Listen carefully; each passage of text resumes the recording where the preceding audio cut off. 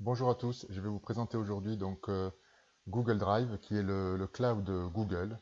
Pour accéder donc à Google Drive, vous passez par votre navigateur. Moi j'utilise Google Chrome, mais vous pouvez utiliser n'importe quel navigateur, Firefox par exemple. Donc Google Drive, vous accédez directement par en haut à gauche donc les applications si vous êtes sur Google Chrome ou autrement vous tapez Google Drive sur la barre de recherche. Quand vous allez sur application, vous vous apercevez qu'il y a tous les produits, toutes les applications Google. Vous connaissez Gmail. Alors, je vais parler rapidement de Gmail. Si vous avez un identifiant, c'est-à-dire une adresse Gmail, vous mettrez la même adresse Gmail pour Google Drive. Donc, il n'y a pas ce qu'on appelle de réauthentification pour accéder à Google Drive.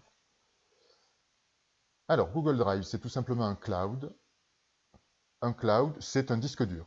Un disque dur en ligne, à la différence de votre disque dur physique ou de votre clé USB, vous allez stocker donc vos fichiers, vos données en ligne, donc sur le serveur Google. Mais pour accéder à vos fichiers, il vous faudra absolument votre adresse mail et votre mot de passe. Donc il s'agit tout simplement d'un disque dur. Comme un disque dur, vous allez créer ce qu'on appelle une arborescence. Donc ce disque dur, vous voyez qu'il a une capacité de 15 Go. Là, vous vous apercevez que j'utilise un petit peu plus de la moitié. 15 Go totalement gratuit. Vous avez la racine qui s'appelle Mes parcours. Si vous cliquez sur Mes parcours, vous avez différents dossiers que j'ai créés. Pour créer un dossier, tout simplement, on fait Nouveau, Dossier. Et là, vous allez créer un dossier. Alors, tout dépend de ce que vous voulez créer. Des dossiers par classe, par matière, ce que vous voulez.